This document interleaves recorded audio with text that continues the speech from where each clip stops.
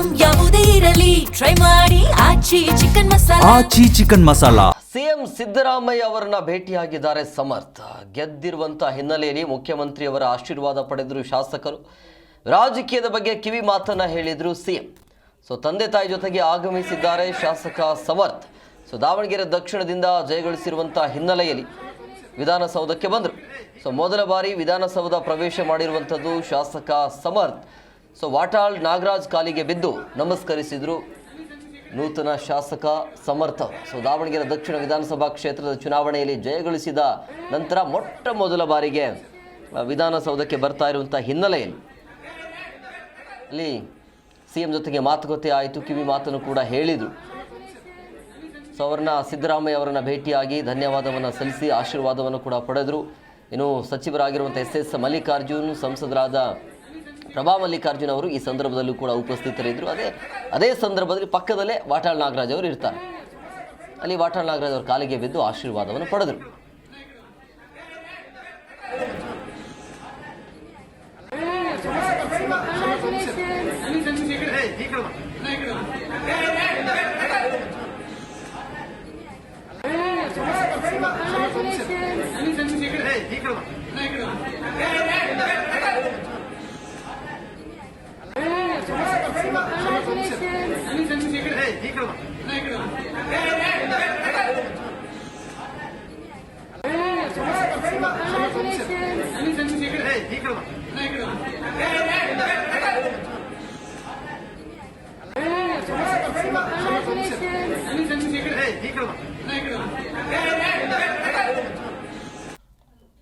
ನೋಡಿ, ದಾವಣಗೆರೆ ದಕ್ಷಿಣ ವಿಧಾನಸಭಾ ಕ್ಷೇತ್ರದಲ್ಲಿ ಚುನಾವಣೆಯಲ್ಲಿ ಸ್ಪರ್ಧೆಯನ್ನು ಮಾಡಿ ಜಯಗಳಿಸಿರುವಂತಹ ಹಿನ್ನೆಲೆಯಲ್ಲಿ ಇವತ್ತು ಸಂಪುಟ ಸಭೆ ಇತ್ತು. ಹಂಗಾಗಿ ವಿಧಾನಸಭೆಗೆ ಬಂದು ಸಿಎಂ ಸಿದ್ದರಾಮಯ್ಯ ಅವರ ಆಶೀರ್ವಾದವನ್ನು ಪಡೆದಿದ್ದಾರೆ. ಜೊತೆಗೆ ಸಿದ್ದರಾಮಯ್ಯವರು ಕೂಡ ಕಿವಿ ಮಾತನ್ನು ಹೇಳಿದರು ಶಾಸಕ ಸಮರ್ಥ ಅವರಿಗೆ.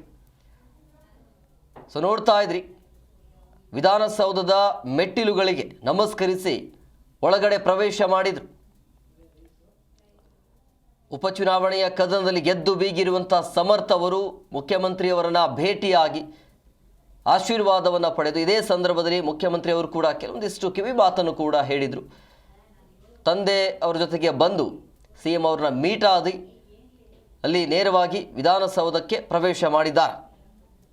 ಯಾಕೆ ಅಂತ ಹೇಳಿದ್ರೆ ಉಪಕದನ ಇತ್ತಲ್ಲ, ಉಪಚುನಾವಣೆ ಇತ್ತು. ಹಂಗಾಗಿ ಗೆದ್ದು ಬೇಗಿರುವಂಥ ಹಿನ್ನೆಲೆಯಲ್ಲಿ ಈ ರೀತಿಯಾಗಿ ನಾಯಕರನ್ನು ಮೀಟ್ ಮಾಡಿ ಅವರ ಸಲಹೆ ಸೂಚನೆಗಳು ಆಶೀರ್ವಾದವನ್ನು ಪಡೆಯುವಂಥ ಕೆಲಸವನ್ನು ಮಾಡ್ತಿದ್ದಾರೆ. ವಾಟಾಳ್ ನಾಗರಾಜ್ ಅವರು ಕೂಡ ಅಲ್ಲೇ ಇದ್ದರು. ಅವರ ಕಾಲಿಗೆ ಬಿದ್ದು ಆಶೀರ್ವಾದವನ್ನು ಕೂಡ ಪಡೆದರು ಸಮರ್ಥ ಅವರು. ಈಗ ಶಾಸಕರಾಗಿ ಆಯ್ಕೆಯಾಗಿದ್ದಾರೆ. ಹಂಗಾಗಿ ಇವತ್ತು ದಾವಣಗೆರೆಯಿಂದ ನೇರವಾಗಿ ಬೆಂಗಳೂರಿಗೆ ಬಂದಿದ್ದರು. ರಾಜಕೀಯದ ಬಗ್ಗೆ ಸಿಎಂ ಸಿದ್ದರಾಮಯ್ಯ ಅವರು ಕಿವಿ ಮಾತನ್ನು ಹೇಳಿದ್ದಾರೆ. ಹೂ ಅಂತ ತಲೆಯಲ್ಲಾಡಿಸಿದ್ದಾರೆ.